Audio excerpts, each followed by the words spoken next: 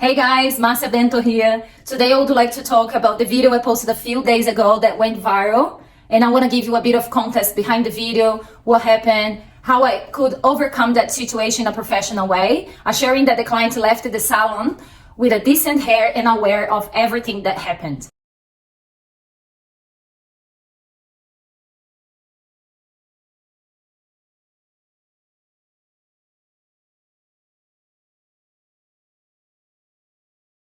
She was a first-time customer in the salon, and her request was to have a blue ashy hair. As a standard procedure in the salon, I reserved the 15 minutes for our consultation, and during the consultation, I asked her about the past treatments, color, current home care products, and what she told me is that she's used the box dye in the hair, she's done a keratin treatment about a year ago, and she was using the cheapest products in the market.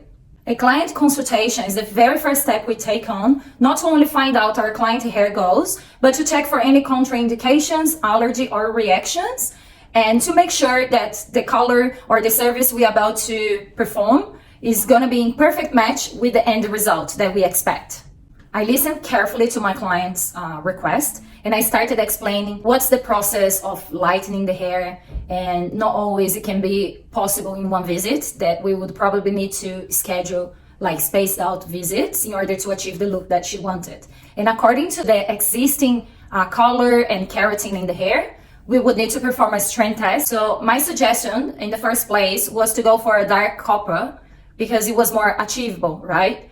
And she needed to take some time to think about it. And in the meantime, I was serving other customers. So this consultation took me about 45 to 60 minutes. Considering the consultation we had, the history of the hair, the elasticity, the porosity, which is the ability of the hair to absorb moisture, I then proceeded with a strength test. A strength test is more important than you think. You will determine the hair condition and suitability for the given process that you are about to do. It's going to give you processing times and how much lighter the hair can achieve in one round of bleach and so on. I always do 3 tests. One on the back of the head and one of each side. In the back of the head is just above the occipital bone, and one on the side of the head, kind of in this section here, on both sides. The reason why I do that is because the texture of the hair is different in every part of the head, and I also write on the foil the time that I put the strength test, and it has to be checked every 10 minutes, so I know how long it's taking to lighten. When the customer walks in with an existing box dye or artificial coloring or whatever that is that they've got in the hair, my standard procedure is always to proceed with a strength test because we want to find out if the hair can be lightened. We can't only judge the hair by visually looking at it and seeing what's in front of you. We need to perform that strength test. Many customers lie about what they've done to the hair in the past or simply forget. In this case, I used a pound lightener with 20 volt in the proportion of 1 to 1.5, and I left it on for about 45 minutes. Every 10 minutes I was checking on it. After the 45 minutes, when I opened the foil, the hair was in completely good condition. It didn't present any signs of breakage, snapping, burning, and I felt completely safe to proceed with the color work. So my intention was to strip the color out of the hair, which was the existing black box dye that she had on the hair, to achieve a dark copper. When we have these long procedures in the salon, I always like to use the help of my assistants, so the application time is cut in half. But after a few minutes we've applied the whole bleach in the hair, the client turned to the side and said, "Look, I'm feeling a bit hot here. What's going on?" And then that was just a matter of minutes. I stepped away, and when I came back to check the foils, and when we first opened the foil was burning. The hair was melting. There was this liquid coming out of the foils. You know, it was extremely hot, smelling like sulfur. Only if you've gone through this experience, you know what I'm talking about.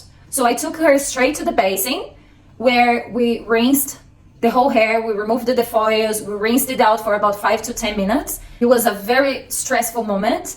And I started explaining to the customer that she was having a chemical reaction on the hair because she probably had some treatments on the hair or some residues of other products in the hair. And I started doing another consultation with her to make sure that she told me everything. And I asked if she had done anything in the hair that she didn't tell me. And suddenly she remembered that she's done a chemical treatment on her hair.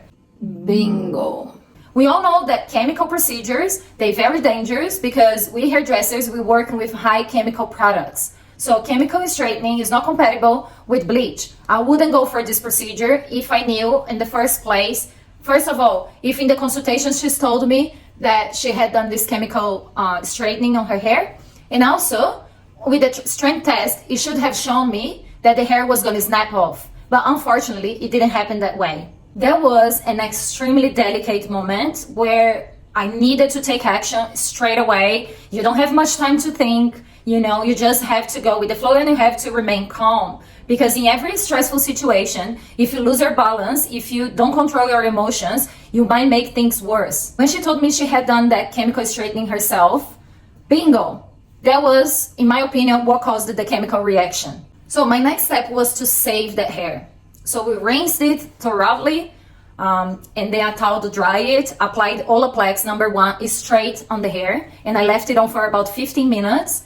And on the top of that, I applied a protein treatment on the hair, a liquid keratin that I have in the salon that is really good for over-processed hair.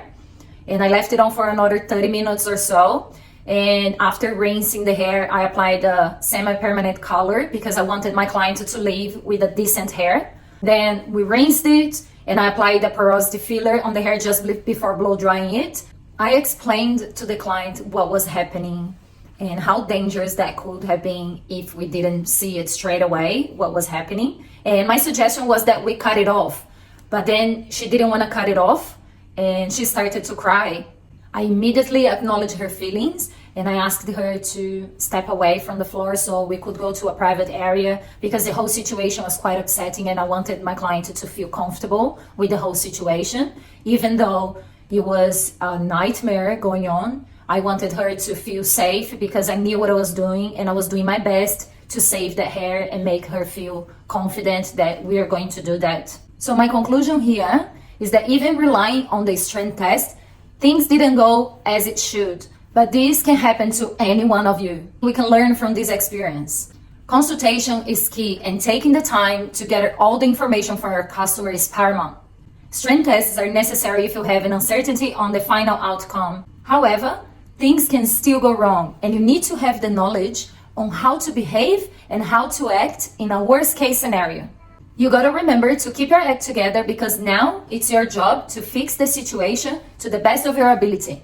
Know your products and always follow the instructions. Be prepared in case any emergency arises, the same as you would keep a medical kit in case of any injury at your workplace. And clients, be honest with your hairdresser. I hope this was useful. Please share your comments or any questions you may have. It will be a pleasure. See you in the next video, guys.